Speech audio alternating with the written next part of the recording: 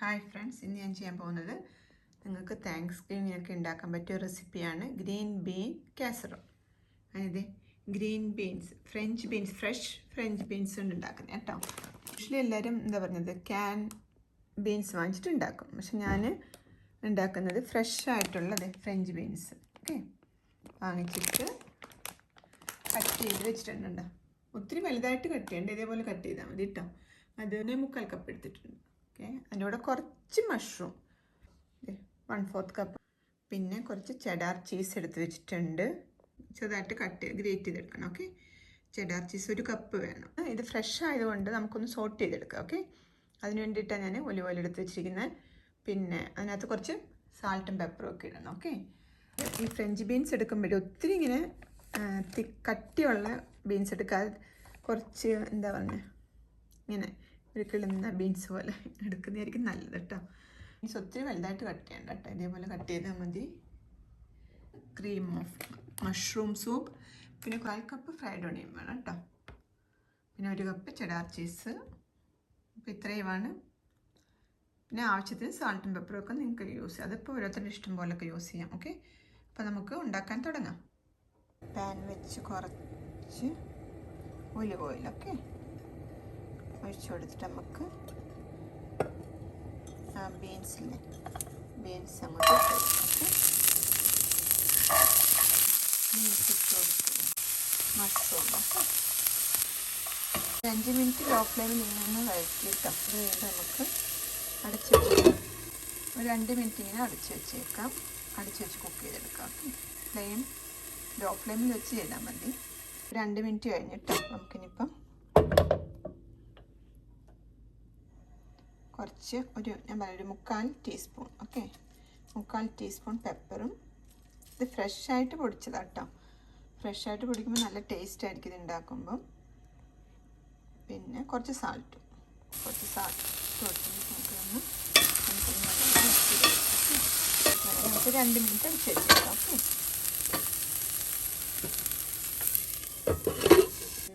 Cook ചെയ്ത് വരുന്ന സമയത്ത് 2 മിനിറ്റ് വേണ്ടി നമുക്കിത് ഈ അവനൊന്ന് ഓൺ ചെയ്തിട്ട് 350 കൊണ്ടുവെക്കാം. പ്രീ ഹീറ്റ് ചെയ്യാം. ഓക്കെ, അവൻ പ്രീ ഹീറ്റ് ചെയ്ത് വെച്ചേക്കാം. ഓക്കെ, 350 അവിടെ ഇരുന്നിട്ട് പ്രീ ഹീറ്റ് ചെയ്ത് വരട്ടെ.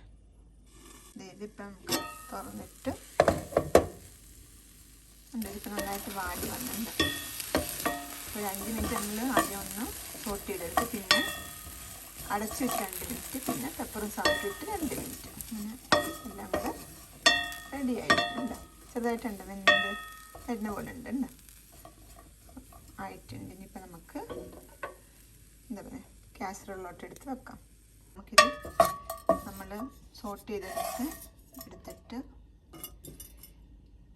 ബേക്ക് ചെയ്യുന്നതിനകത്തോട്ട് എടുത്ത് വെക്കാം. ഓക്കെ,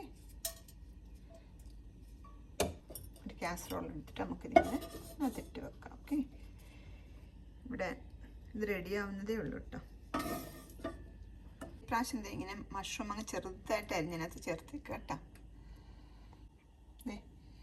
ഇത് ക്രീം ഓഫ് മഷ്റൂം സോസിനകത്തോട്ട് ഒഴിച്ചു കൊടുത്തു കേട്ടോ.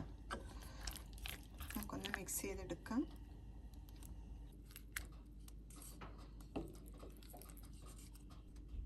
ഇങ്ങനെ മിക്സ് ചെയ്ത് വെച്ചു. ഇത് നമ്മൾ 350 വെച്ച് പ്രീ ഹീറ്റ് ചെയ്യാൻ വെച്ചില്ലേ, റെഡി ആയിട്ടുണ്ട്. ഇപ്പോഴത്തേനും നമ്മളിത് ഇവിടെയും എല്ലാം മിക്സ് ചെയ്ത് റെഡിയാക്കി വെച്ചേക്കുക. നമുക്ക് അതിനകത്തോട്ട് എടുത്ത് വെക്കാം. അതിനകത്തോട്ട് എടുത്ത് വെച്ചു. ഒരു 10 മിനിറ്റ്സ് അവിടെ ഇരുന്ന് ബേക്ക് ആവട്ടോ. അപ്പോൾ അവിടെ ബേക്ക് ചെയ്ത് വരുമ്പോഴത്തേക്കും ഞാൻ ചീസ് ഇങ്ങനെ അതിനകത്ത് വെച്ച് ഗ്രേറ്റ് ചെയ്തെടുത്തിട്ടോ. എൻ്റെ സ്ലൈസ് ചീസ് ആയതുകൊണ്ടാണ്. നിങ്ങളുടെ ഇപ്പം ഗ്രേറ്റഡ് ചീസാണെങ്കിൽ ഇറ്റ്സ് ഫൈൻ. ഓക്കെ, അതുപോലെ ഇതൊരു 1 കപ്പ് വേണം കേട്ടോ. ഇതിന് 1 കപ്പ് ഗ്രേറ്റഡ് ചീസ് വേണം. അപ്പോൾ 10 മിനിറ്റ്സ് കഴിഞ്ഞിട്ടോ ഞാൻ ഇപ്പം നമുക്കിത് എടുത്തിട്ട് എടുക്കാം. ഓക്കെ, എടുത്തിട്ട് നമുക്ക് അതിനകത്തോട്ട് ചീസും ആ ഫ്രൈഡ് ഓണിയനും കൂടി ഇട്ടിട്ട് ഒന്നുകൂടെ വെക്കണം. ഓക്കെ, നമ്മൾ ചെഡാർ ചീസാണ് ഇടുന്നത്. 1 കപ്പ് ഇപ്പം ഞാൻ ഗ്രേറ്റ് ചെയ്തെടുത്തോണ്ട് വന്നത്. ഓക്കെ, അതിങ്ങനെ എൻ്റെ പുറത്ത്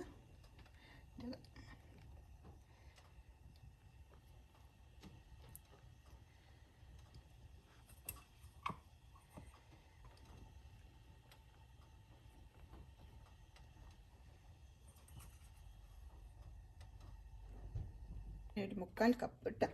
അതിനകത്തോട്ട് നമുക്കിങ്ങനെ ഇട്ട് കൊടുക്കാം. എന്നിട്ട് അതൊന്നുകൂടി നമുക്കിത് ബേക്ക് ചെയ്യാൻ വെക്കാം. ഓക്കെ,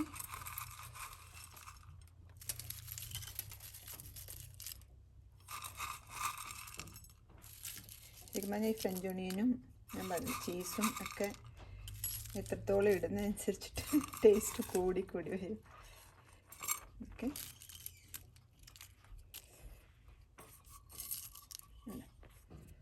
അങ്ങനെ അതിട്ട് വെച്ചു. ഇനിയിപ്പോൾ നമുക്ക് ഒരു 10 മിനിറ്റ് കൂടെ ബേക്ക് ചെയ്യാൻ വെക്കാം. ഓക്കെ, ഒരു 10 മിനിറ്റ് കൂടെ നമുക്ക് ബേക്ക് ചെയ്യാം. ഇതിപ്പോൾ 10 മിനിറ്റ്സ് ആയിട്ടുണ്ട്. ഓക്കെ, നമ്മുടെ green been casserole is ready. Okay,